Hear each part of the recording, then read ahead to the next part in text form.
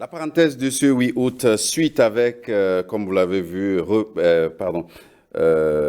Fierté 229, Rodrigo Babagüeto, tellement il m'impressionne de par sa présence et de son invité également que j'ai presque perdu mes mots. Oui, Rodrigo Ola Babagüeto pour Fierté 229 a ramené pour nous aujourd'hui, voilà, une vraie fierté pour le 229, une grande voix, comme je le disais, de la musique béninoise, une voix d'or qui connaît une ascension fulgurante dans le monde du showbiz et de la musique. Rodrigue, c'est à vous. Bonjour et bienvenue. Merci pour cette belle entrée de jeu. Bruno Soali, mesdames, messieurs, bonjour. Un plaisir de vous retrouver pour cette nouvelle édition de La Parenthèse. Alors, ne pas dire que celle que nous recevons aujourd'hui est une fierté du 229, c'est sans doute ne l'avoir jamais vue, mais surtout ne l'avoir jamais écoutée. La regarder vous donnera sans doute l'impression qu'elle est un mannequin, mais l'écouter, mesdames, messieurs, l'écouter, c'est vous offrir un voyage dans le temps avec comme billet une voix suave, affinesse aux allures de légende. Dites-moi si j'ai raison quand vos oreilles captent ceci.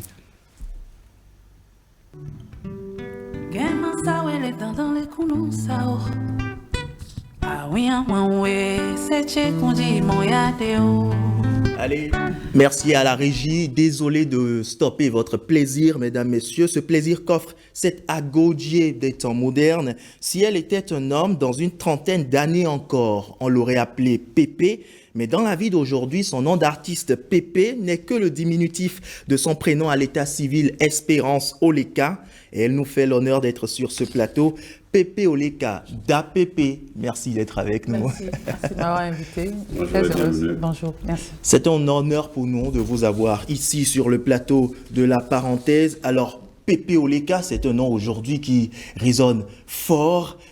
S'il vous était donné, vous, de vous définir, comment vous définiriez-vous en tant qu'artiste?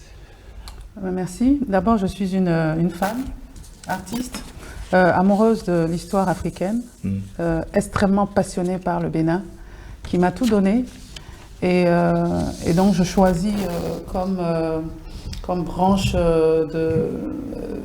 artistique la musique pour exprimer mes émotions, exprimer et partager des histoires, partager de grandes émotions qui d'abord m'ont permis d'être la fille que je suis, la mère que je suis, l'enfant, la nièce, la cousine, l'amie que je suis en réalité. Et si par ricochet ça touche d'autres personnes, ça me rend encore plus heureuse.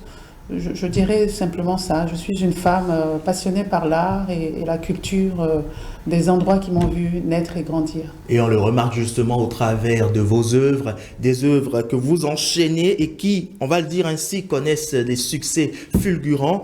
À un magazine ou du moins un média de la place, vous affirmiez « Je suis le produit des cultures nigérianes, béninoises et togolaises ». Est-ce ce qui explique vos chansons en minan, en fon ou en yoruba? Mais ça, c'est parce qu'à un moment, on est obligé d'expliquer d'où on vient un peu, de remettre un petit peu dans le contexte. Oui, mon père est nigérien, il est décédé maintenant, mais mon père est nigérien à Hippo, du Nigeria, et ma mère est béninoise, et j'ai grandi au Bénin, entre Bénin et le Togo. J'ai passé une partie de mon enfance au Togo avec ma mère, ma grand-mère qui est originaire d'Anéha. J'ai une autre grand-mère de Sakété.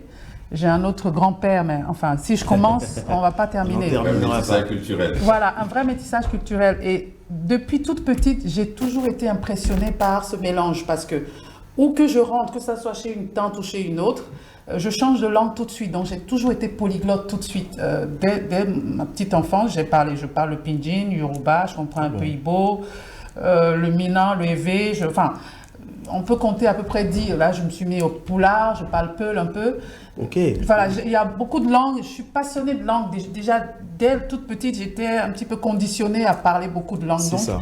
évidemment que quand j'écris, j'ai le choix. Et ça, c'est un vrai luxe de pouvoir s'exprimer en plusieurs langues. Lorsqu'on vous entend parler d'autant de langues, on se dit, mais pourquoi est-ce que Pépé Oleka n'a pas fini interprète peut-être? Mais à quel moment justement ce déclic naît? À quel moment est-ce que vous réalisez d'abord que vous avez ce talent et décidez enfin de le mettre en valeur, de le mettre en lumière?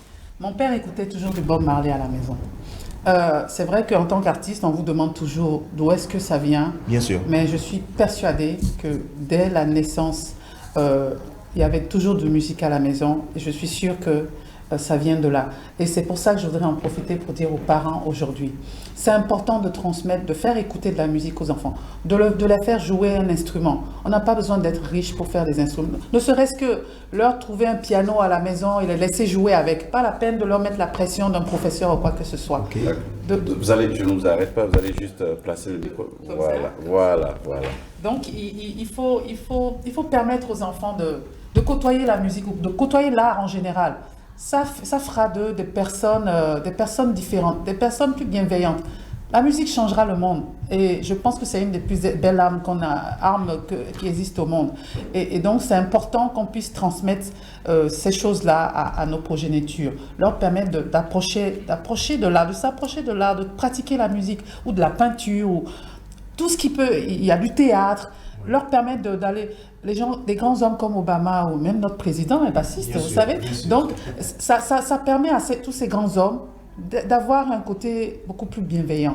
Et c'est ça qui changera le monde, qui amènera la paix dans ce monde. Du coup, art clé d'une certaine bienveillance qu'il faut avoir. Mais vous parliez tout à l'heure de votre père qui écoutait tout le temps de la musique à la maison, mais il n'y a pas que lui, parce que maman aussi, quand même... chante ou chanter. Oui. En fait, ils ont tous les deux styles diamétralement opposés. Ma mère écoutait du Don Williams, Listen to the radio. Yeah. Donc, et mon père, lui, c'était Bob Marley matin, midi, soir. Donc, c'était deux styles différents, mais quand même, il y avait de la musique. Et vous, justement, vous êtes la graine qui vient un peu comme faire le métissage de tout ça, mais avec la tradition. Oui, bon, alors plus tard, je fais mon cheminement à moi pour trouver qu'est-ce que j'ai vraiment envie de porter, qu'est-ce que j'ai envie d'assumer en tant que personne que je suis, parce que je ne suis pas mon père, je ne suis pas ma mère. Voilà, en tant que, avec mes émotions, qu'est-ce que je peux porter, qu'est-ce que je peux assumer comme musique. C'est dans un cheminement. J'y suis toujours. J'estime ne pas encore trouver, mais je cherche. Vous cherchez, d'accord. Mais on va tout de suite suivre un court extrait de ce que vous avez déjà produit avec l'aide de la régie.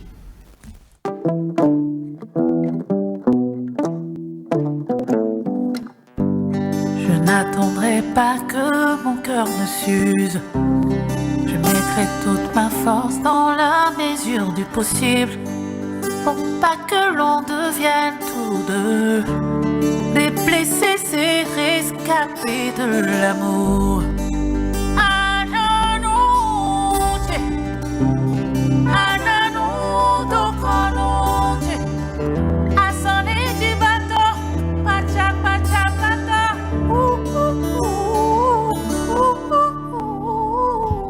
Il y a quoi qu'à l'annonçon, weba. La me no na orome Koyi wanwe Jokodo Enti ongona jakuta mlando tatu me haolo no ye Lo keke Wai ndo nwe au beji Ulo no ye No ebi Pepe ole ka wini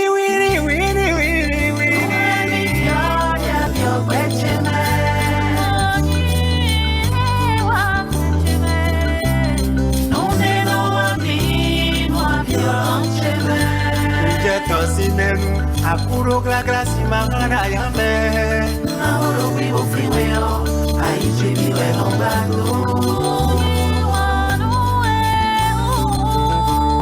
Et puis je n'attends qu'une chose, c'est de te revoir. Oui, ouais, nous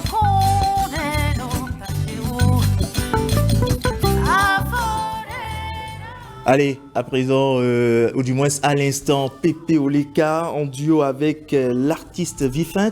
Déjà, dites-nous, comment se crée justement ce duo? Qu'est-ce qui vous pousse à faire ce morceau avec Vifint et surtout, pourquoi avec lui? Pour moi, Vifint est une des plus belles voix masculines du pays. Pour moi. Et je pense que beaucoup de gens sont d'accord avec ça. Okay. Ça, c'est dans un premier temps. Et deuxième, je suis une grande fan. Je suis une grande fan de Vifint et de son Adja qui est si profond et qui fait partie des de notre patrimoine musical du pays. Et on est toujours à dire qu'il faut trouver un style qui peut représenter le pays. Je pense que c'est un des styles. Et aussi, c'est un artiste touchant. C'est un artiste très touchant. Ça a été fait tout naturellement. On ne se connaissait pas, on n'était pas amis. On a des amis en commun, on s'était croisés 1 ou 2 fois. Il se fait que lui aussi, il connaissait mon travail. Et donc, je lui ai juste écrit. J'ai fait une blague sur le méta, en disant que, en fredonnant une chanson à Dialier, en disant que si vous le connaissez, dites-lui que je voudrais faire un duo avec lui. Et ça s'est fait en 2 jours. Wow, mais quand on regarde la vidéo, on a contacte, l'impression que vous connaissiez. Oui. Il me dit salut ma sœur, alors on fait ça quand? Wow. Et il y a Fifi Fender qui travaille avec lui, avec qui je travaille aussi, et qui a été le bon pont pour réaliser tout ça. Et bon, on a écrit ça très vite. Ça s'est fait avec beaucoup d'humanité. Et quand c'est comme ça, les choses, je pense que vous voyez le résultat. Bien sûr. Et l'une des particularités, justement, qu'on peut relever au travers de vos productions, qu'elles soient en duo ou en solo, c'est qu'on n'a pas beaucoup d'instruments comme on a l'habitude de le remarquer peut-être dans les morceaux d'autres artistes. Est-ce que c'est un choix personnel? Si oui, pourquoi? Oui, c'est un choix. Évidemment que c'est un choix. Ça ne veut pas dire que je ne sais pas faire du rock and roll. Je rock. S'il y a du métal, je suis tout aussi à l'aise. Mais pour me définir moi, j'ai choisi qu'on entende le test, parce que je mets beaucoup de temps pour travailler les tests, trouver les mots qui vont sonner et qui vont être fluides, parce qu'on dit toujours que le fond n'est pas évident, que le mina ou le lingala est plus beau, mais c'est pas vrai. Il faut juste prendre plus de temps et trouver, approfondir, aller sur du fond soutenu et trouver les bons mots. Dans chaque mot a des synonymes. Il faut juste trouver les synonymes. On n'est pas obligé d'utiliser le mot qu'on connaît. On peut aller faire des recherches. Donc je prends beaucoup de temps pour trouver les mots. Alors faire des recherches, même quand c'est les chansons des autres personnes, je mets beaucoup de temps pour les assimiler et les chanter. Donc il n'y a pas besoin pour moi de mettre trop d'instruments pour que les personnes qui comprennent puissent entendre. Et il se fait que par ce choix, même les personnes qui ne comprennent pas arrivent à obtenir le peu d'émotion que j'essaie de transmettre. C'est ça. Et une émotion que vous transmettez, c'est aussi au travers des chansons d'anciens artistes que vous revisitez. Et la dernière fois, je me suis retrouvé dans un environnement, par exemple, où certains me disaient « Mais Pépé Olika, aujourd'hui, quand je la connais, c'est au travers de ces chansons revisitées. Je ne connais pratiquement aucun de ces morceaux qui est une production originale d'elle-même. » Comment expliquez-vous cela? Ou que répondez-vous à cela? Bon, moi, ça ne me dérange pas. À la base, je n'ai pas fait la musique pour être une chanteuse populaire. C'est ça. Je ne suis pas arrivée à la musique pour qu'on m'aime absolument. J'ai commencé à pratiquer, à devenir musicienne d'abord pour moi. Pour nourrir votre propre passion. Pour nourrir ma propre passion et pour m'accrocher à quelque chose qui me sauve la vie. Je dis, dans tous les interviews, je dis toujours que la musique m'a sauvé la vie. On me dit, mais non, c'est Dieu qui sauve la vie. Je dis, mais est-ce que tu l'as vu, Dieu, là? Tu l'as vu? Il te met quelque chose, quelqu'un ou quelque chose, un travail qui te permet de t'épanouir. Et c'est grâce à la musique que je suis la mère que je suis pour mes enfants, la fille que je suis pour ma mère.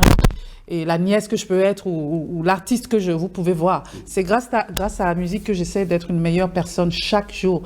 C'est la musique qui rend possible ça. Sinon, s'il n'y avait pas la musique, c'est très sombre. Quand j'imagine ma vie sans ça, musique. Je ne sais même pas ce que j'aurais pu devenir ou être. C'est très sombre, je n'arrive même pas à voir clair. Donc oui, c'est un choix pour pouvoir transmettre, je crois que je suis toujours sur le sujet, pour pouvoir transmettre tout ce travail, tout ce vécu, toutes ces émotions accumulées quelque part, c'est ça que j'essaie de donner à compte-gouttes. Donc c'est important qu'on puisse l'entendre. Donc c'est pour ça que je choisis de ne pas avoir trop de musique, trop de musiciens, mais il faut venir me voir sur scène. C'est quelque chose. Vous êtes venu à la musique pas forcément pour la popularité, mais pour nourrir votre propre âme, votre propre passion. Sauf qu'aujourd'hui, ça prend des proportions que vous n'avez pas envisagées au départ. Et si on vous demande aujourd'hui, quel moment a été le déclic du succès que vous connaissez aujourd'hui? Alors, j'ai 25 ans de carrière. Oui, ça fait 25 ans que je me nourris de musique. Avant, je voulais être choriste. Moi, je voulais chanter derrière les autres, avec les H2O ou Max Lolo, à Sacberia, tout ça. Oui. Moi, j'étais bien choriste ou avec le groupe Phare. J'étais une bonne choriste de la place. Il n'y avait pas de problème. Et ça se passait très bien. Jusqu'à ce que je me rende compte que, en fait, j'ai plus à dire en tant que choriste. Tu racontes pas tes histoires. Bien sûr. Tu valides un peu ou tu soutiens un peu l'histoire des autres. Jusqu'à ce que. Tu es même là juste pour le. Juste pour le cadre, pour le record, pour le décor. donc, à un moment, je pars en France et je me rends compte que pour être choriste là-bas, je m'étais spécialisée en tant que choriste fondée qui dit les mots comme il faut, pas qui chocobite les mots. Okay. Donc, je m'étais bien spécialisée. C'est pour ça qu'on me faisait appel pour toutes ces choses que vous connaissez. C'est parce que j'avais une couleur, un timbre particulier, mais ça se travaillait. Yeah. Donc, j'arrive en France, je me rends compte que, là, c'est pas ce que je pourrais proposer. Je suis dans un pays francophone, je peux éventuellement chanter en anglais, je peux chanter en français, mais j'aurai toujours quelque chose, un handicap, lié à peut-être un accent ou quelque chose que je n'ai pas capté, que j'ai fini par capter aujourd'hui. Mais à ce moment-là, je me suis mise en solo. J'ai compris qu'il faudrait peut-être que j'écrive. Donc, j'ai commencé à écrire des chansons. J'ai commencé à travailler, à tourner, à faire des festivals en solo avec un guitariste ou avec un joueur de kora ou en trio. Il n'y avait pas plus. On était toujours 2 ou 3 sur scène. Et petit à petit, ça a commencé à prendre comme ça. Mais c'est vrai que je n'ai pas fait la musique pour devenir populaire, mais j'ai toujours su que c'est ce que je ferais comme métier. Je ne sais pas si je deviendrais populaire, mais je sais que c'était clair que je vivrais de la musique. Alors, selon vous, est-ce que si vous n'étiez pas allé en France, vous auriez eu ce déclic-là? Si, je pense, oui, vraiment que c'est depuis Lomé. À Lomé, je faisais des concours intercollèges, interlycées. Et franchement, c'est 2 doigts dans le nez. Je gagnais et je savais que on ne gagne pas si on est si nullissime. Après, je savais choisir les chansons qui me mettaient en valeur. Bien sûr. Voilà, parce que tout ça, si vous voulez vous voulez demander à un poisson d'aller faire un 400 mètres. Mais non, c'est pas possible. Voilà, donc il faut choisir les chansons. D'ailleurs, c'est un petit conseil pour les personnes, les gens qui veulent devenir chanteurs ou artistes, qui vont à des concours, réfléchissez bien aux chansons qui vous mettent en valeur. Ne surestimez pas votre capacité. Restez vous-même et souvent c'est là où se trouve la clé. Si vous voulez faire une chanson de Whitney Houston alors que vous chantez comme Pepe Oleka, ça marchera pas. Donc choisissez une chanson de Pepe Oleka si vous pensez... Alors le 4 août dernier, Pepe Oleka, vous étiez actrice de la saga des Agodje, une scène au cours de laquelle vous partagiez la scène avec la diva Angélique Kidjo. Que ressentez-vous, ou du moins déjà, je vais dire, qu'avez-vous ressenti sur cette scène? Une grande fierté. Énorme fierté, parce que je vous parlais de Lomé où je faisais les concours interlycées tout à l'heure. Moi, je disais à tout le monde quand j'ai dit que j'étais ma tante, parce que voilà, parce que je me rasais les cheveux, donc je faisais tout pour qu'on voit l'évidence de la ressemblance. Et puis ma mère est de Ouida, donc de toute façon, je pense que je racontais un peu des conneries, mais les gens de Ouida là, ils sont tous parentés. Bien sûr. Il y a toujours un lien. Non, finalement, c'est vrai. Moi, j'avais aucune idée à l'époque, mais je disais comme ma mère était de Ouida. Moi, je dis, c'est ma tante, mais je sais ma tante, comme si, quand elle vient à Cotonou, là, elle venait manger la pâte à la maison. donc, pendant mes concours, justement, je choisissais souvent Angélique Kidjo. Alors, il y avait d'autres chansons, mais je faisais tout pour qu'on sache que voilà, c'est une dame dont je suis très fière, que je voudrais ressembler. Il n'y a pas une seule chanteuse qui était sur scène le 4 qui n'a pas quelque chose d'Angélique Kidjo. Du coup, diriez-vous que c'est un rêve devenu réalité le 4 Ah, c'est un rêve d'enfant, totalement. Je n'ai pas de problème à le dire. C'était un rêve d'enfant. Moi, je n'ai jamais, en tant que chanteuse, là, même quand je pensais à faire une carrière, pensé qu'un jour, Angélique Kidjo me ferait appel pour être sur scène. Et puis, on a entendu ce jour-là, elle dit, je l'ai découvert par son talent. Si. Je fais, ah bon, j'ai un talent. Oh là là. Qui se fait remarquer par quelqu'un de ce calibre. Évidemment, on fait plein de rencontres énormes. J'ai la chance de voyager avec ma musique et de rencontrer des personnes fabuleuses. Mais Angélique Kidjo, c'est quand même un repère pour nous au Bénin en tant que chanteuse. Donc, c'est évidemment, c'est différent. C'est Qu'est-ce qui différent. vous Grande captive émotion. en cette artiste, cette maman des Grammys? C'est une dame extrêmement rigoureuse. Et je pense que ça fait partie des choses que je porte d'elle. Quand je parle de musique, là, je rigole plus. Quand il faut aller travailler en répétition, moi, je rigole plus. Je suis moins drôle. D'ailleurs, mes collaborateurs trouvent que je suis méchante. Parce que, et ça, j'ai pu le constater que c'est la rigueur qui donne tel résultat. Elle n'est pas là par hasard. C'est le travail, la rigueur, la constance, là, ça se travaille. Et j'ai pu tout valider, en fait, en étant la veille en répétition et en jouant sur scène avec elle. Du coup, est-ce que ça donne une pression quand elle vous invite comme ça pour un concert qui, à côté de cela, est aussi attendu par tout un peuple? Là, on a pu la revoir à la veille pour travailler et je pense que moi, je réussis quand même à gérer la pression, en tout cas quand il y a du monde. Je serais plus timide en face d'une seule personne que devant 1 million de personnes. Et ça, malheureusement, c'est un handicap. Donc oui, il y avait une pression, mais que nous toutes qui étions avec elle, je pense qu'on a aussi l'expérience pour réussir à canaliser tout ça et essayer de faire le travail pour lequel on nous a fait venir. Très bien.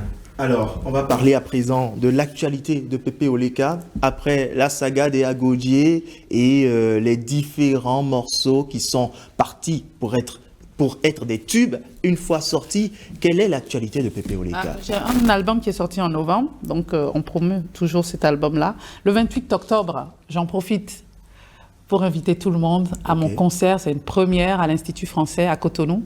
Donc, je fais une tournée des instituts français. Et donc, le 28 octobre, je serai en concert à Cotonou.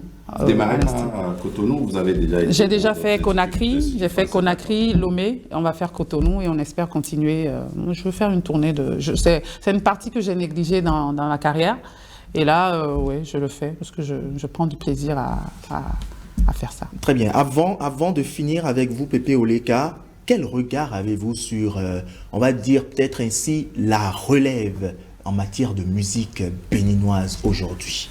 Il y a une riche compétence au Bénin en matière de musique. Je ne sais pas dire les autres, mais en matière de musique, il y a des talents incroyables. Incroyables. Moi, je tombe des fois sur des chanteuses. L'autre fois, j'en ai vu une qui s'appelle Tricia.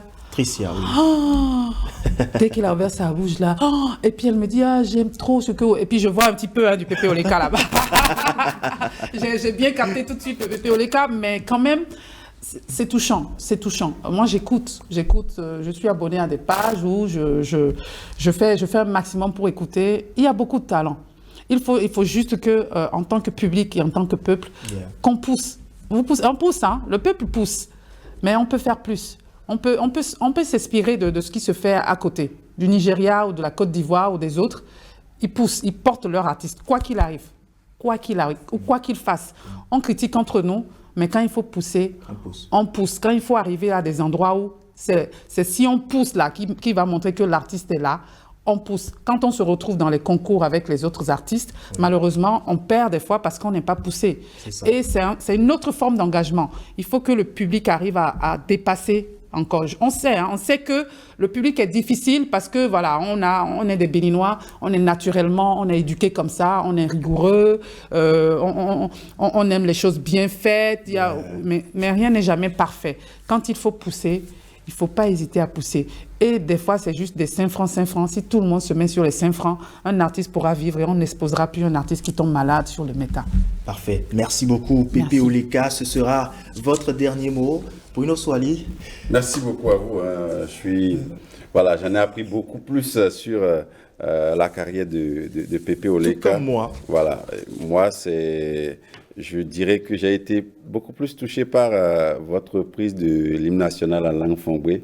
Voilà, et cette tenue particulière pour faire ce clip-là, j'ai suivi, je regarde assez souvent. C'est vrai que je ne suis pas trop musique, mais ça, par contre, je regarde et je regarde encore et encore. Voilà. Merci. Merci pour tout ce que vous faites. Vous êtes vraiment une fierté par ici. Ce n'est pas que des mots et des fleurs qu'on vous jette, c'est une réalité. Et voilà, on est toujours fiers de voir des gens qui s'identifient au Bénin et qui voilà, font la fierté du pays, ici comme à l'extérieur.